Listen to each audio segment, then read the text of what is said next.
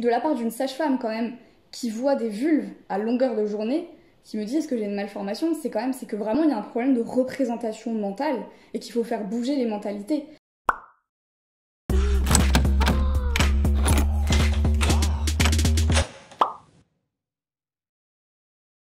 Je m'appelle Macha, du compte Macha s'explique sur Instagram et sur Twitter. J'ai 22 ans et ça fait à peu près 1 an que je crée du contenu sexo sur les réseaux et sur mon blog Macha s'explique. Et j'essaie vraiment de créer un contenu sexo qui soit bienveillant, décomplexant. Quand tu le lis, tu te sens normal.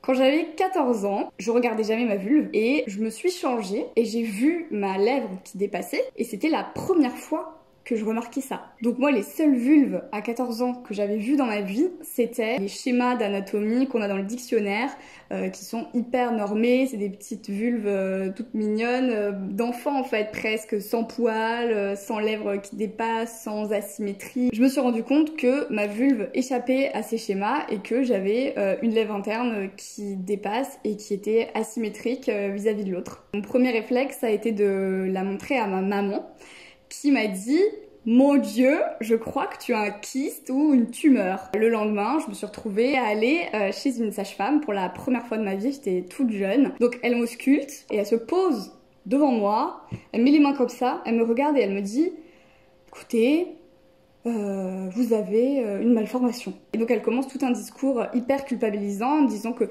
c'est une malformation. Ma maman rajoute une couche, mais sans le faire exprès en fait, parce qu'elle savait pas du tout ça en fait. Elle me dit mais elle pourra se faire opérer. Enfin voilà, donc tout de suite je me suis sentie complètement anormale, monstrueuse, horrible. Je connaissais rien au sexe, à tous ces trucs, c'était vraiment un bébé à 14 ans. Je me suis dit mais jamais je trouverai quelqu'un, personne ne voudra de moi tellement je suis bizarre et différente des autres. De la part d'une sage-femme quand même, qui voit des vulves à longueur de journée, qui me dit est-ce que j'ai une malformation, c'est que vraiment il y a un problème de représentation mentale et qu'il faut faire bouger les mentalités. Et c'est petit à petit en fait après cet événement que au fil des années de mon adolescence, j'ai commencé à chercher du contenu qui pourrait m'apporter des réponses. Je suis tombée sur des contenus sexos, mais obligatoirement des contenus féministes aussi, ce qui m'a amené en fait à déconstruire tout ça et à me dire mais en fait je suis normale, plus d'un tiers des femmes ont des lèvres internes asymétriques qui dépassent et en fait tous les sexes sont dans la nature.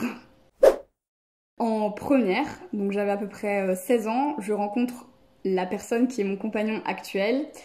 Et je portais encore ce complexe comme un fardeau et du coup je me suis dit il faut que je lui en parle et je lui ai dit cash comme ça que j'avais une vulve qui était comme elle est avec une lèvre interne qui dépasse et en fait c'est son regard complètement, son regard et sa parole aussi non jugeante et bienveillante. Il m'a dit mais t'es belle, je m'en fiche en fait, t'es magnifique. Le regard de mon compagnon ça a vraiment achevé tout ce processus de déconstruction et à partir de là j'ai vraiment pu entamer ma vie sexuelle en confiance en fait, où je me sentais à l'aise avec moi, à l'aise avec mon regard sur moi et à l'aise avec l'éventuel regard que porterait mon compagnon sur moi. Je me suis pas faite opérer parce que je n'ai aucun problème physique, physiologique, ni de problème dans ma vie sexuelle, donc pourquoi je me ferais opérer si tout va bien? En fait, on nous apprend tellement que notre corps, il est jamais assez.